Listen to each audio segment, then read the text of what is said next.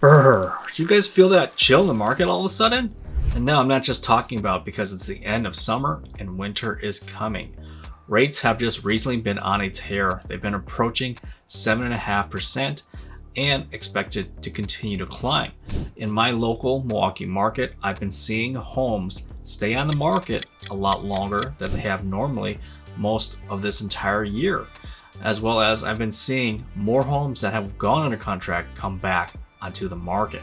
And many of these agents are citing a buyer's lack of getting approved for financing.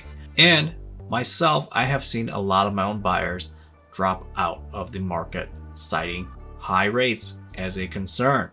So what exactly is going on here, and what should we be expecting coming this fall and winter heading into the fourth quarter here? So real quick, if you've not been here before, my name is Lor Vang. I'm a local real estate agent in the greater Milwaukee, Wisconsin market. And so I create real estate related content to help agents just like you. So before we head into this fourth quarter, make sure you have your seatbelt on. It's gonna be a rough ride. And if you recall what happened in 2022 in the last quarter, well, it might be very similar. If you don't remember, towards the end of August 2022, rates were in the 5s, and then by the end of 2022 itself, rates were in the 7s. And so it literally felt like someone had turned off the faucet on the market into a slow drip. Homes that would have easily sold earlier in that year were now sitting on the market for weeks, months, and sellers had to do massive price cuts in order to move those homes. So currently at the time of this recording, rates are already sitting at 7.5%. If we see a very similar rapid rate increase like we did in 2022's fourth quarter in our 2023's fourth quarter coming up here, that would mean that rates could definitely be in the 8s and even touch the 9s. That would be completely insane for our real estate market, for buyers and sellers and agents to again adjust to another shifting market. So how will agents fare in that type of market? Well, in 2023, NAR had already predicted that 30% of the agents would be quitting, leaving the business in 2023. The remaining 60% would barely do just enough to survive. And then the 10% that are doing all the business are going to continue to grow their market share. So where do you want to be in a market shift? So there's a saying that says, don't wish things were easier, wish that you were better. And what that means is, yes, while the market's going to be tough, it's going to be tough for everyone. However, instead of just sitting there and worrying about the things that you can't control, like the market, work on the things that you can control, such as yourself, your skills, and making adjustments in your business so that you don't just survive, but you thrive and you come out of this market even better and stronger than you were going into it. So what are some things that you can work on immediately to improve, to adjust to this yet again shifting market? Number one, the most important skill set that people in sales like us need to have a great handle on is communication. Communication is very important in sales because you are setting the expectations for your clients, especially in a challenging, shifting market. And you also want to properly convey your client's best interests to the other party so that you have the best chances of success. And so how can you improve your communication? Well, you could practice. So there are things like scripts that you can role play and practice. And really that does improve your skills and your communications, as well as objection handling. And so you can also do other things like consider hiring a coach. So perhaps a business coach, or even take a DISC profile test that will tell you what your strengths and weaknesses are when you are communicating with others, as well as you will learn what other types of listeners and communicators are out there so that you can effectively communicate in a way that's best for them to properly understand you. Number two, you will have to really improve your marketing and ramp it up so that you can build your brand and hopefully generate some high quality leads for your business. Because in a bear market, there's going to be even less people that will be motivated to make a real estate move. And so it's going to be absolutely tough for you right now. So it's going to be a numbers game. The more people you can get your message in front of, the better chances you have. So the more conversations you have, it's going to lead to potential conversions and opportunity for work for your business. This is also the perfect opportunity for you to try out some different marketing strategies that perhaps you haven't implemented in your business yet for whatever reason. Self-doubt, limiting beliefs, you just didn't think it would work for your business, you were uncomfortable doing it. So I'm talking about things like door knocking, cold calling, and video content creation. So things that you were purposely hiding, avoiding to do. When the market's changing like this and business is tough, you have to be able to get out of your comfort zone, do the things that most agents aren't willing to do in order to find the business for you. Number 3, reconnecting with your past clients. And we all know that real estate is actually much more than just properties and real estate. It's about people and relationships. And so you want to reconnect and build that relationship with your past clients. You want to know what's going on in their lives, if they have new jobs, if they have new children, and of course, they may eventually want to make that move down the line. But of course, in a shifting market like this, and if they just recently bought a home, obviously they may not be in a position to move. However, they are absolutely curious about what's been going on in the greater macro market, the real estate market.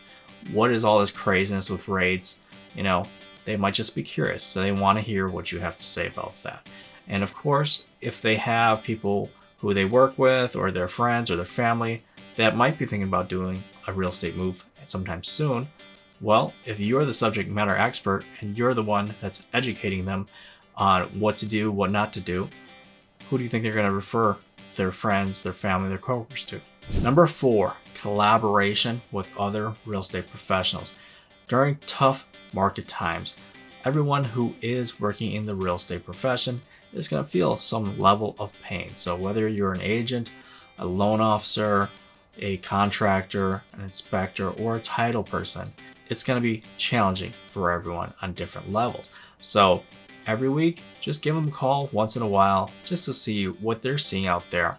And then maybe you guys can mastermind, put your two brains together, and really come up with different strategies that maybe no one has thought of or hasn't tried yet to generate business for both of you. And so now you're building that relationship with other real estate professionals, and you have a strong business partner for when the market's bad or once the market turns over. So that's invaluable. Number 5, find your tribe.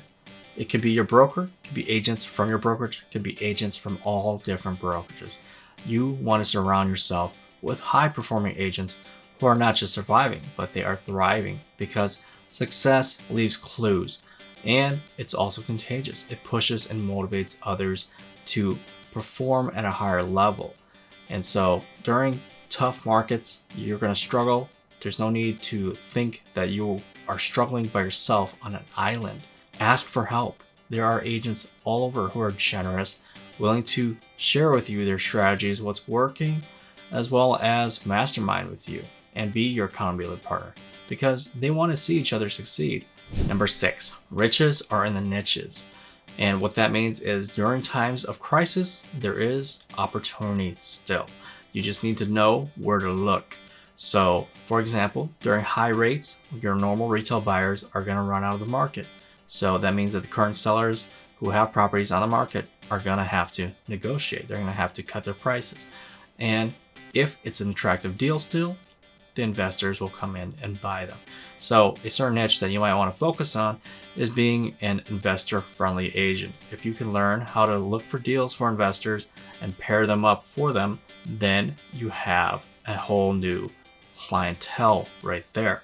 And of course, other niches are luxury homes, first-time home buyers, relo, so you can get certified to work in these special areas. Number 7, business management. As an agent, you have to understand and realize that you are actually operating a business and you have to treat it as such. So you need to start measuring and tracking things in your business, because what gets measured gets done. So you now have to be very intentional about things you're doing every day, time block, as well as keep track of certain activities that you're doing. And I'm not talking about just focusing on the end result, such as closings or dollar values or number of transactions. I'm talking about you have to keep track of things as simple as how many conversations did you have today? How many emails did you send out to clients, to loan officers, to other real estate professionals? How about Facebook posts? How many posts did you create? How many other posts did you go like on other people's boards? And how many videos did you create today? So these type of activities that you track will help you to get the result that you want in the next 30 to 90 days. Number 8, mindset. It is never the market that you need to overcome. It is you that you need to overcome. For example, in this video, I've shared with you 7 different strategies that you can begin to implement in your business right away. If after watching this entire video, you don't implement a single one of these strategies to help you succeed with your business, then you have completely wasted your time watching this video. Because if you want to have a successful business, you have to be intentional and purposeful about taking the actions to build your business up. And so being consistent, doing the work that is required every day, and having the discipline to do the actions even when you don't feel like it is the most important thing. So if you aren't doing the work that is required, do not be upset when you don't get the results that you want. So with that said, I'm going to end the video here. If you have any questions for me, drop them in the comments, send me a DM or email me directly. And if you want to check out my private Facebook group that I just created to help agents take their business to the next level beyond just being a real estate agent, check it out. It's on Facebook. It's called I Love Agents. I'm going to drop the link in the description below. So make a request to join the group and I will add you. And if you haven't already, hit the like, the subscribe, and the bell to be notified of future videos like this. I will see you in the next video. Stay tuned.